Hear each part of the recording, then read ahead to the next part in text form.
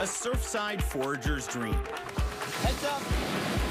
Perhaps some slow food? This is like a combination of a soccer game, a rock concert, and some sort of debauched Alice in Wonderland thing. A passion for anything canned. It's all about seafood when you summer in Lisbon. I'm Andrew Zimmern, and this is Bizarre Foods.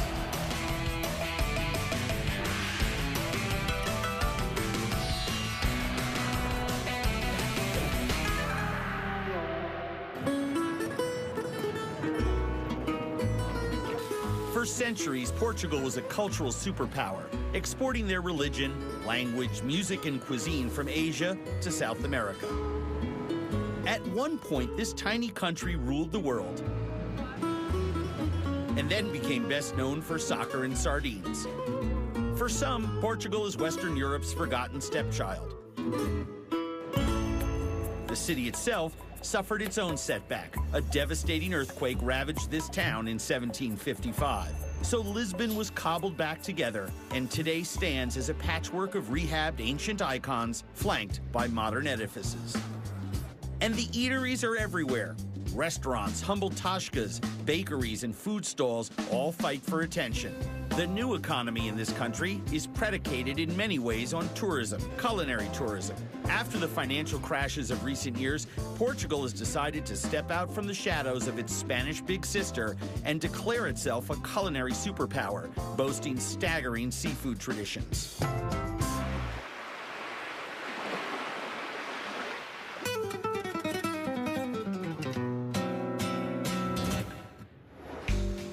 Ericeira is an old fishing village about 40 minutes outside Lisbon. There's been a steep rise in tourism over the last few decades, especially in summer months when visitors flock to enjoy the sandy beaches and fresh seafood. Some of these oceanic delights are as difficult to harvest today as they were 1,000 years ago.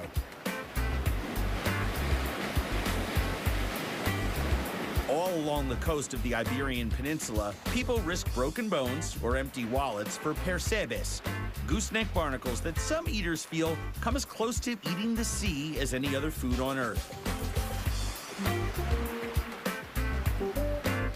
Mena Almeida and her brother Toze spent their childhood collecting percebes after school. Their father was a fisherman, his father a shepherd, and now Mena is the proprietor of a popular seafood restaurant called the Golfinho Azul, the Blue Dolphin. Mena shops here at the tiny Ericeira fish market. 8 vendors only, but selling a wide array of the day's local catch. Those are beautiful. Yeah, local lobsters and crabs, razor clams, or sea snails. My father used to fish them a lot, and then he used it to see if the sea is rough or not rough. No, I thought you used to talk on the, hello, hello, Mena, hello, hello. This one doesn't work. Things have changed here since Mena was a child. So it's $8.50. Right. $8.50 is almost the price of a filet mignon. Right.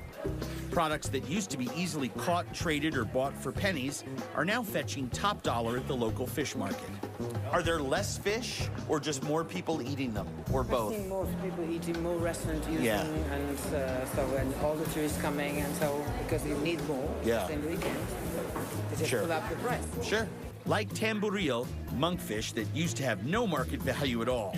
My favorite thing about the monkfish is the antenna. Yeah?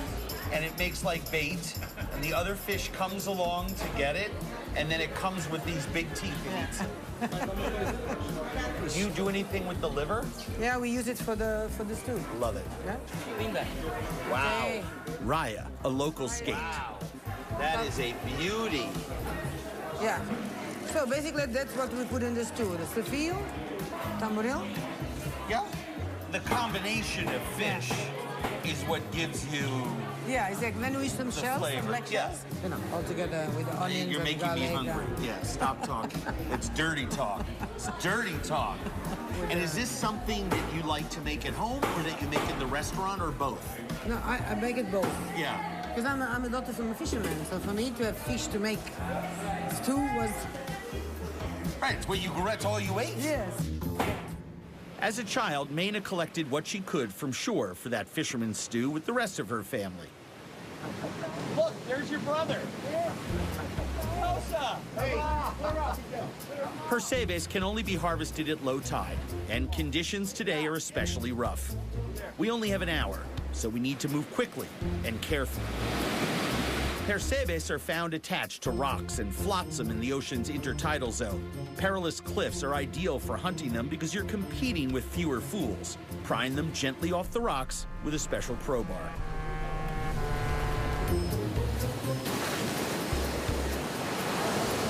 Is this one big enough? Today's conditions put us at risk of getting smashed into the rocks by rough waves.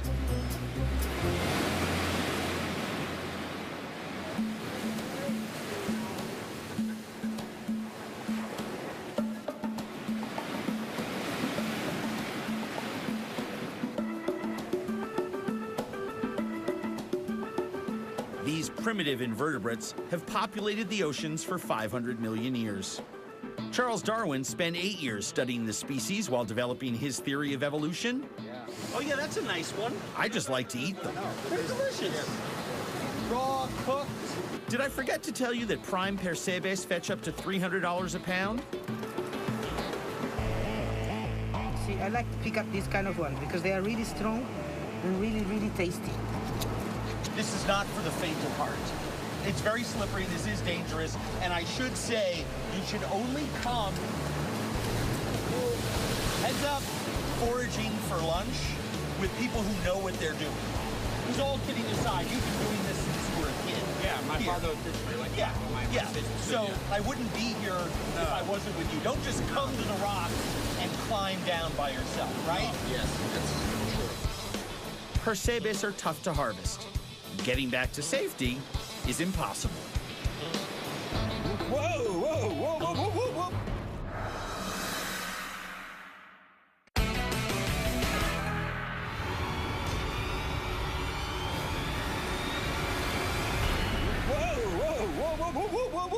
I warned you that harvesting Percebes could be dangerous. Well, that was the thing, is I banged it. On the way out, I fell on the cliff and cut myself pretty badly on both legs and both arms. No, also, I don't trust any of these people, but you're a mom. I trust you. Thankfully, Mena is competent in just about every situation. I'm gonna put a little Neosporin on it, wash it.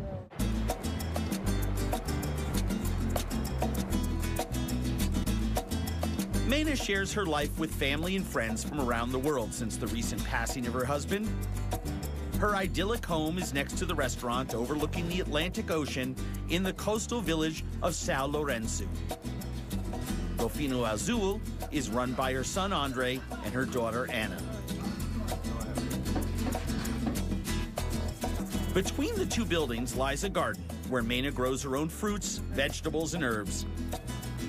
Look at this, you have zucchini and lettuce. I would come into this garden 7, 8 times a day just to look out across the water. Are you kidding me? Yeah.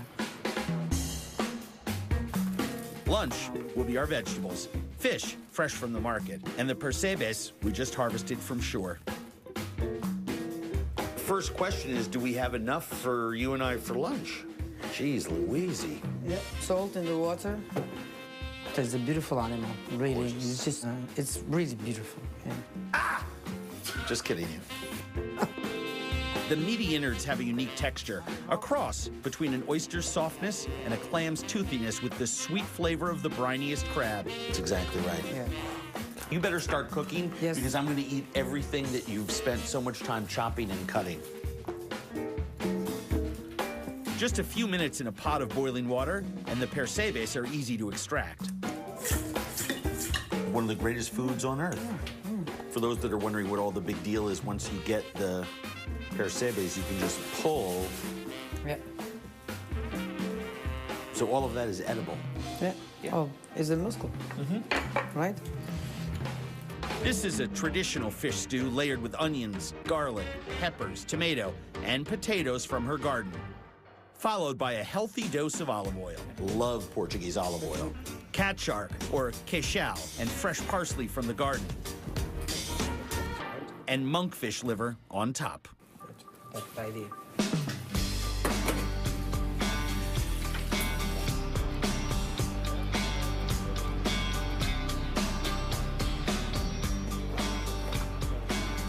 Obrigada, filho. No, no. The smell is, it's perfect. Smells amazing. Yeah, it's perfect. We just need a spoon, please. Andrew, nice to meet you. Leonico and his daughter Duilza are visiting Mena from Guinea-Bissau, where she volunteers 3 times a year. I'm gonna take a little piece of the liver. Looks very soft. That wonderful monkfish liver. Oh my gosh, look at this. This is unbelievable. Well, I'm not so much for nouvelle cuisine. I'm more for traditional cuisine. Great food like this remains popular always for a reason. Yeah, it's true.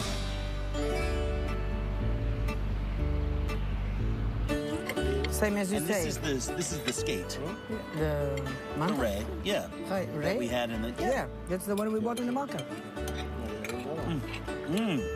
The skate is breaded and fried, accompanied by rice with tomato and onion. Ray is so good. I love it too. You're a very impressive woman. You've built an amazing life for yourself with great friends and family in a beautiful spot in the world. And Thank you very truly, much. truly. Thank you very much. That was great. Thank you very much. Yeah. Are you gonna cheers me? Yeah. You gonna cheers me? Yeah. All right. You're the Thank best. you very much. Thank you very much.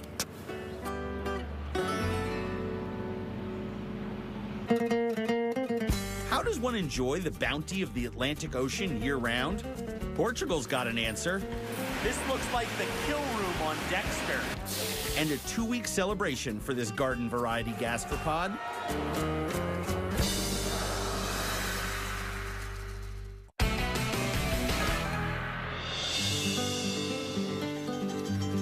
Just outside Lisbon, Peniche is a popular seaside destination and surf spot. It's also one of Portugal's most important fishing ports, where the art of preserving fish goes back to the Iron Age. Ramirez has been honing the time-honored craft of jamming fresh fish into tiny metal tins for 160 years.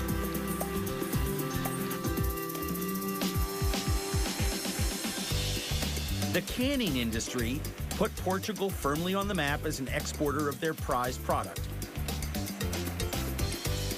maximizing its ocean resources to produce a viable global commodity. But the canning industry is struggling to survive. At its height, there were 152 canneries in Portugal. Ramirez is one of only 20 left, selling 45 million cans of sardines, tuna, mackerel, and codfish each year. Upholding the standards of the prestigious Ramirez brand is quality control technician Mario Erojo. So it's mackerel day. Yes, the big mackerel. Incredible. Phase 1 removes the heads, skin and guts from 600 pounds of mackerel, rinsing them off in cold water to remove any residue and boiling them for just under an hour. This looks like the kill room on Dexter. For some people, they have this idea that a cannery is something where there's no art being practiced. Oh, no. But that's not true. The cooked mackerel are sent to the fillet station to be skinned and boned by hand with lightning speed and surgical precision. There's no wasted movement. It's unbelievable. I'm counting. It's almost the same number of strokes every single time. Well, you know what? I'm going to time her out. It's going to be very fast. These ladies are in a league of their own, filleting up to 6,000 pounds of fish per day, 4 to 6 fillets in each can. How fast do you think she did it in? 17 seconds. Where's my apron? Where's my apron?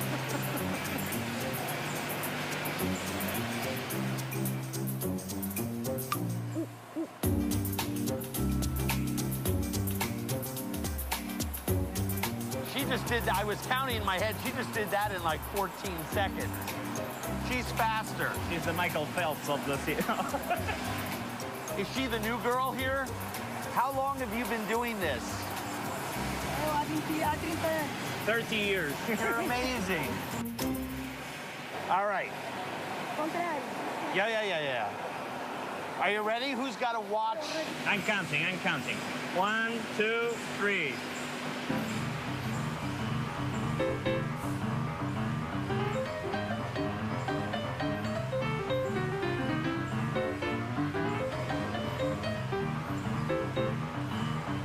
It's truly a lost art, and much harder than it looks. By the way, she's doing 5 for every 1 that I'm doing when she's not watching me. Ah! My pocket knife is razor sharp, and I'm still getting lapped by Rosa, cutting away with a dull, cheap steak knife. How long? 1 minute and 50 seconds. 1 minute, 50 seconds, and I broke the fish. I should also point out that after spending a day here, there is a fine layer of fish oil coating my entire body. If you picked me up and rubbed me in a salad bowl, I could aromatize a Caesar salad. After filleting, the mackerel are sealed and rinsed. A giant steamer sterilizes 400 to 1,000 cans at a time by bringing them to 100 degrees Celsius for 45 minutes. Adorned with artful labels featuring beautiful women, Portugal's most iconic souvenirs are shipped to more than 45 countries around the world. And the Lisbon National Cannery Association even has a retail shop running point on the government's push to promote the health benefits of canned fish. As with any obsession, some people take it to the extreme. In the Praça do Comércio, along the beautiful Tagus River, former pop star Rui Pregal de Cunha and his partners run a gourmet restaurant predicated entirely on canned fish. They call it Can the Can. Canned food goes gourmet. Canned food to gourmet canned cuisine. I'm skeptical. They start strong with a scooped lemon filled with Greek yogurt, fresh dill, and smoked sardine fillet, topped with sardine roe.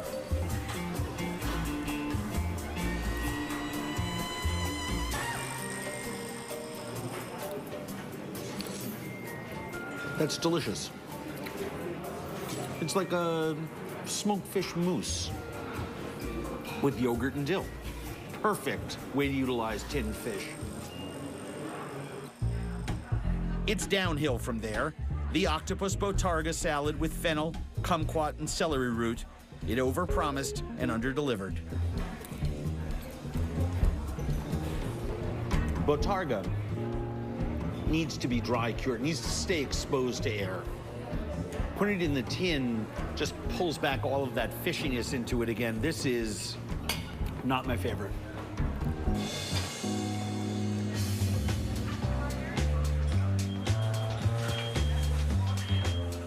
Their signature item is a lemon-marinated mackerel with roasted sweet potato and dill puree with tomato confit.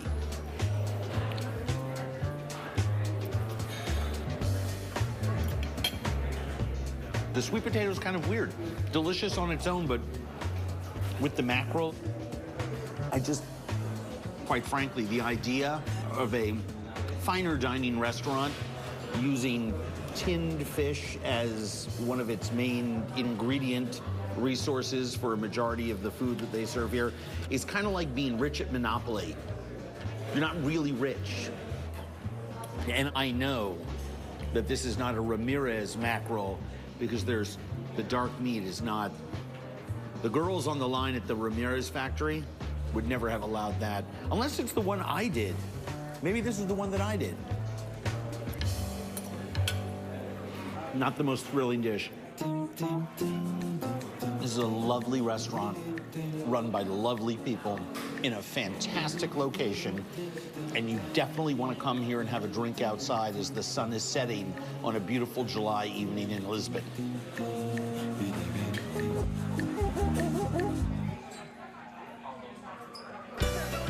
From one extreme to another, In our country, it's like putting snails in apple pie. Yeah. the locals can't stop giving me advice. She's saying that will be bad for your cholesterol.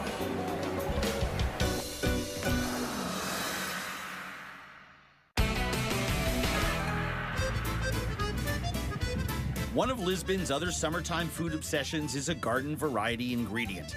Considered a rare delicacy in some cultures and a strange edible in others, here in Portugal, snails, or caracóis, are one of the most traditional happy hour items you'll find at the corner tascaria. It's a booming industry. An estimated 8 million pounds are consumed each year. Greenhouse farms like this one produce 1.5 million snails annually. Snail season is marked by its own 2-week festival.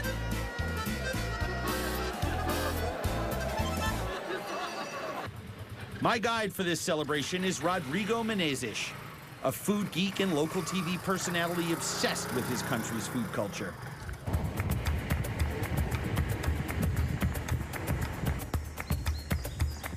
Every July, in the northern suburbs of Loures, Lisboans push the boundaries of snail cuisine.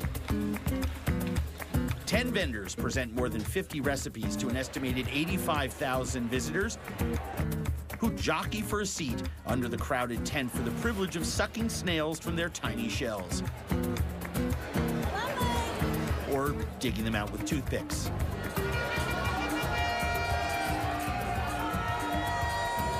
This is like a combination of a soccer game, a rock concert, and some sort of like crazy debauched Alice in Wonderland thing. It's happiness.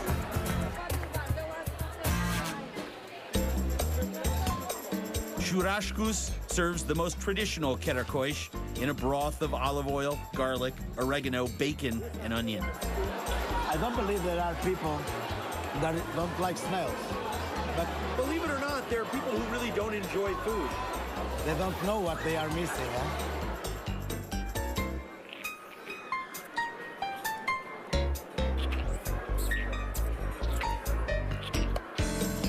The telia medieval is a dish birthed by necessity. Sautéed snails with beans and cabbage dressed with olive oil and breadcrumbs. We invented simple food because when you have few ingredients, you have to try to make something special with them. And the snails, I think snails have a very sweet, earthy texture, kind of like a mushroom. Yeah. And they take on the flavor of other foods. The intense umami of the gastropod inspires the more inventive dishes found here at the festival. Celeru restaurant has had a booth at the festival for the last 8 years. This year's menu raises the bar, drawing on owner Vicente Coelho's Mozambique heritage. In Mozambican style. I love it. This is What the does this second. have to do? This is samosa. The samosa melds minced snail with onions, garlic, ginger, and coriander, wrapped in a flaky triangular pastry. It's very hot. Be careful. Thank you.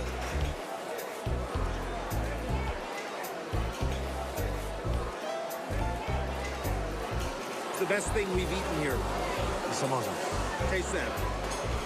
That's awesome. Because you get all of that earthy, musty snail, but it's beautiful. Those East Indian spices in there, that's a really nice way to enjoy a snail.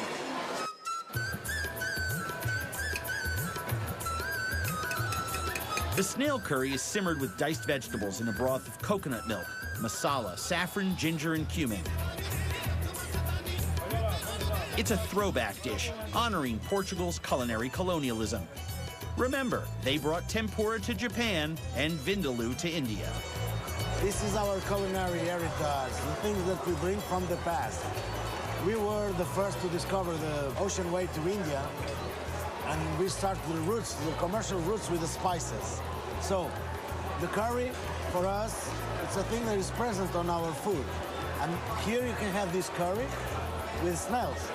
They are trying to bring back some innovation. It's very good.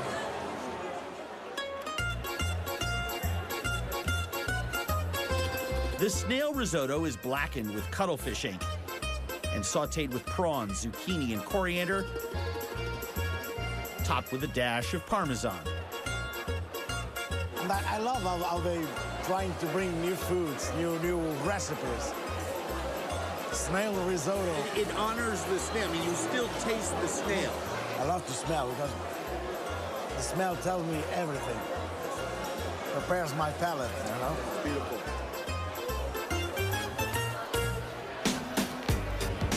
Whew, now we are here, huh? Dessert is conveniently located right next door at Apollo 78. Egg custard tart is the most traditional pastry you'll find in Portugal. Of course, this one has snails in it. Now we are in a festival, and every festival has to have this Portuguese custard tart with snails. This is a voyage. It's in our country. It's like putting snails in apple pie. Yeah. Maybe Sometimes this it's will better. blow me away. Yeah. The Portuguese custard tart is an icon. Yeah. In our country, from north to south, you have this, but this is a new version. Let's see if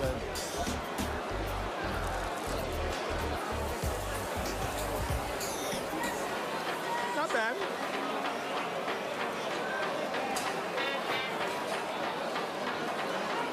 You like it with the oregano? You're not happy. Oh, it's not like that, man.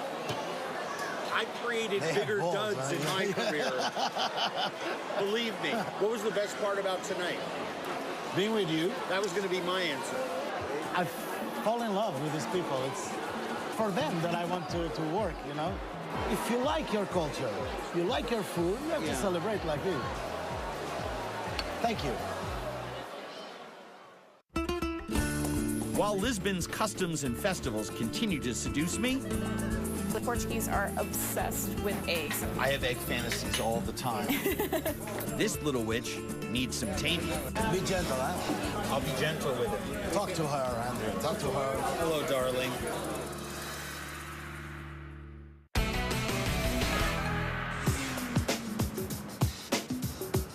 Lisbon has a hidden food scene. The Tascas and markets some locals would rather you didn't know about.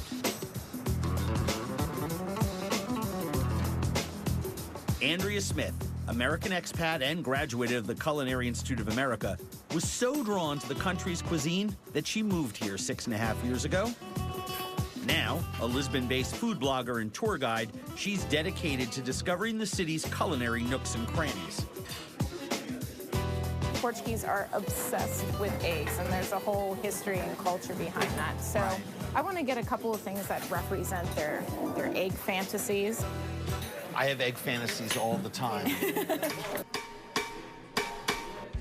Egg production boomed in Portugal in the 17th and 18th centuries when egg whites were exported to starch suits. The question of what to do with the leftover egg yolks was answered by some enterprising nuns. And they decided to take the excess egg yolks and turn them into little egg pastries, basically egg yolks and sugar. And it became so popular that it started a whole sector of sweets here called doces conventuais, or conventual sweets. And its presence is marked by the abundance of egg yolks in everything. So you see everything looks yellow, just egg, egg, egg, egg, egg. They love eggs here. This is Bol de Berlin, or the Berlin ball, and it's an egg custard made mostly with egg yolks. Surprisingly, this is what they like to sell on the beach here during the summer. Nothing says bikini and micro manscaping like a nice custard-filled fried piece of dough. Oh, I know. The Bole de Berlin came to Portugal with Jewish refugees who fled Berlin during World War II. That's very good. The dough itself is really it's doughy and soft and sweet and eggy. Oh, yeah. Fortified for our adventure, we seek out some of Lisbon's hidden gems. Andrea introduced me to the city's finest seafood, cheeses, and meats. Not to mention the friendly locals. She's saying that will be bad for your cholesterol. Tell her my cholesterol is already bad. O cholesterol dela já, irmão. Sim, já. Hoje não é dia de dieta. But she's saying you have to make a diet. She's going to have a diet. Good luck. Yeah. Andrea takes me to her favorite Tasca, Imperial de Campo de Urique, otherwise known by the locals as Tasca de João, a family-owned restaurant for 28 years.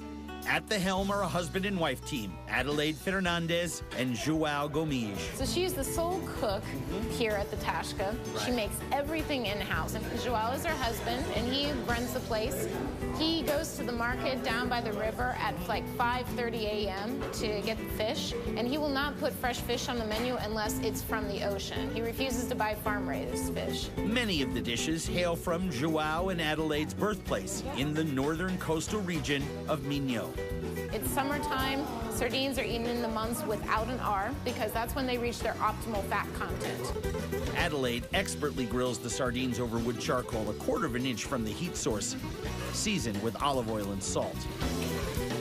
That right there, I mean, look at that. I mean, that's fish the way you want it. Seriously beyond great. I mean, this is a working residential neighborhood. Yep. Right? And people come to Atashka for quick, easy meals, dinner, lunch. Uh-huh. Most people eat out for lunch because they can get a quick, easy, inexpensive, home-cooked, the way Mama made it type meal. And Mama's cooking up another one of her specialties, cabidela de frango, rice with chicken, stewed in its own blood. Usually they throw in some of the giblets and the other lovely little you have parts. to. Yeah. And she's got that beautiful white vinegar in there, just a little bit. The fat, the richness from the blood, that hint of acidity from the vinegar that just washes it all down your throat. Look at that thing. I mean, everything is second nature to her. Here's Ah. in case I spill on myself. Hey, you're lucky. The guys who've been coming here for 28 years, they get the bibs. They get the bib. Today I'm special too. I'll get This a is bib. a sign of respect. Yep. The best food in Lisbon is found off the beaten path, in local tashkas like this one. Hey, Adelaide, Anda cá. your food is exquisite. Fantástico. Obrigada. The old tashkas offer a fresh perspective on local cuisine, while modern dining in Lisbon adheres to time-honored conventions. This has all of the noble rot of a great antique. Can't understand why some traditions never caught on. I don't know why they don't have buckets of them in movie theaters.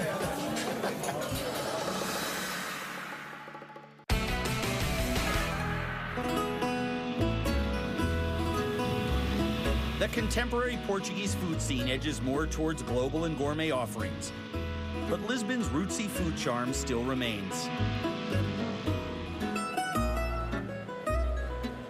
At the Mercado da Ribeira, the largest and oldest market in Lisbon, old and new worlds collide. On one side, you'll find the fruit and vegetable stands that have been here for over 100 years.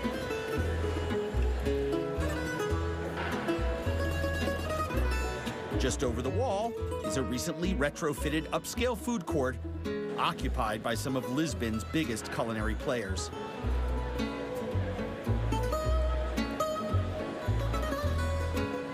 Here are modern menus, dotted with Portuguese flavors, and a central beverage station where you can help yourself to a beer.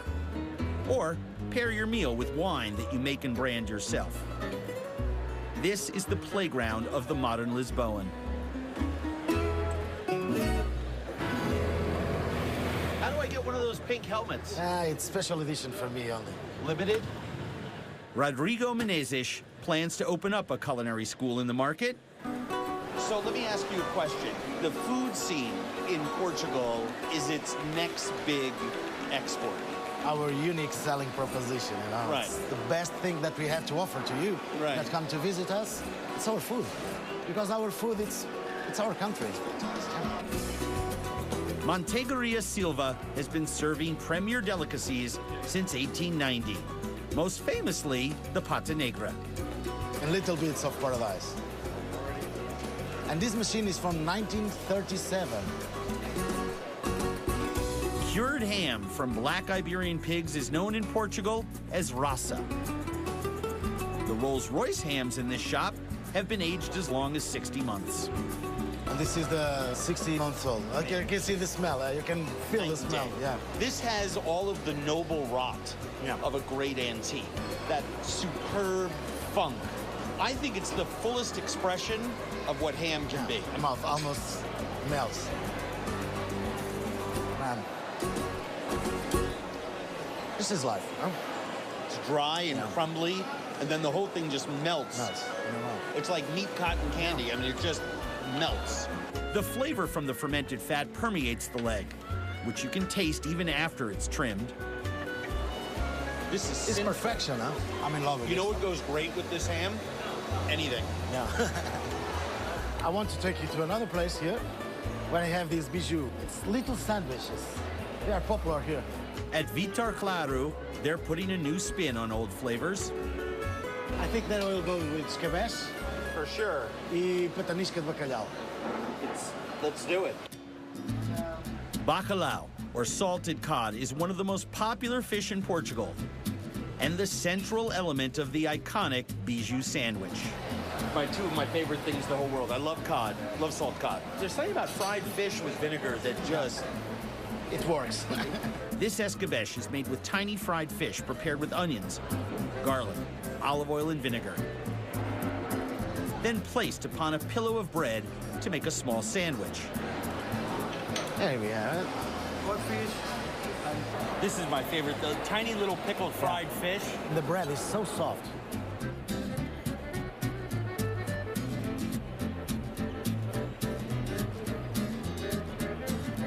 Love it.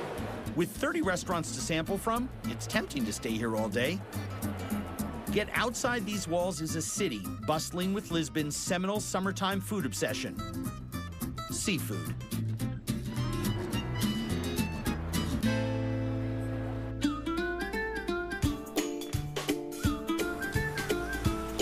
With tascarias on every corner, where locals can enjoy a beer and a snack, one stands above the rest. Cervejaria Ramiro was first opened at the top of the 20th century as a simple tasca selling food and wine. In 1956, Ramiro Alvarez Albenu decided to focus solely on shellfish. In a city dominated by a seafood-eating culture with hundreds of similar cervejarias nearby, Ramiro's has become justifiably famous for serving the freshest fare in town. 2 people? That's what we're gonna eat for 6. From blue lobsters to spider crabs, small locust lobster, and 3 types of shrimp and prawn, Ramiro's is second to no one when it comes to simply prepared perfection. I'm willing to put myself in your hands for this and let us try a look. No, absolutely. Ramiro's son-in-law, Pedro Gonçalves, runs the place like a private seafood atelier. He wants to show you and feed you everything. This is probably a really bad time to tell you I'm allergic to shellfish. No, don't say that. Just kidding. Simply steamed, simply grilled, with a few additional ingredients to complement the complexity of the offerings, Ramiro's most valuable asset is the freshness of their product. It's just fantastic. Customers crowd the door, waiting their turn to try famous classics like shrimp in garlic and oil. Delish? Go for it. Fantastic. Those are delicious. Simple flavors, huh? And the more unusual and acrobatic, small locust lobster, also called witch's lobster. Be gentle, huh? I'll be gentle with it. Talk to her, Andrew. Hello, darling. It's the king of the kings. It's called Levistine. You can see its heart beating. Yes. See it? Yeah, I see it. The langoustine is Ramiro's masterpiece. Smaller than lobsters, sweetly similar in taste, with the iodine kick that only some shrimp species have. The best way to learn a new culture is by the food. The food teaches you a lot. Huh? Oh, now everything is arriving at the same time, so. Oh, beautiful. I love these. One of my favorite things in the whole world. Also known as spiny dimurex. It's a sea snail that gets its name from a secretion used as a purple dye by early Phoenicians. I don't know why they don't have buckets of them in movie theaters.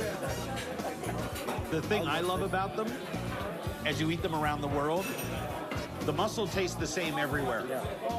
This part that has their digestive tract and their reproductive organs always tastes only of what they've eaten. You separate them sweet and chewy, bitter and soft. And In the same year. wow. Now I'm about to Now, this is the blue lobster. Let me clean it over. But we had a blue lobster. Indeed. You can feel the sea. I think we're up to 10 different types of shellfish. It's a stunning horizontal display of the season's best shellfish in what is arguably the most fun, welcoming environment I've come across in a long time. I'm gonna have to send my whole body to the dry cleaner tonight. Oh my God, this is so good. Yeah. You ready for dessert? Yes. This is our famous dessert. And to cap it off is Ramiro's famous and only dessert. There's really something remarkable about one of the best and most famous seafood restaurants in the world that serve grilled steak sandwiches as dessert. Yeah, As if you needed any punctuation mark whatsoever. let's go.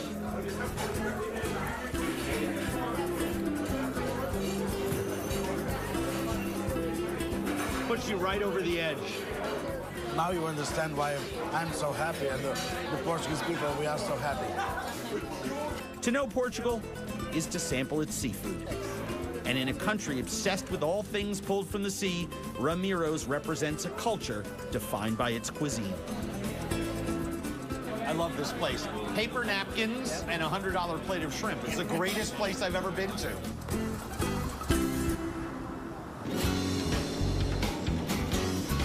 Everything here in the beautiful city of Lisbon matches. The sun is hot, the music is sexy. It's an extremely exciting little corner of Europe that really shines in the summertime. From the small seaside merchants to the modernist movement in cuisine, Lisbon is becoming a force to be reckoned with once again. If great food, especially seafood, is your thing, Lisbon needs to be on your must-visit list. And remember, The next time you're in Lisbon, if it looks good, eat it.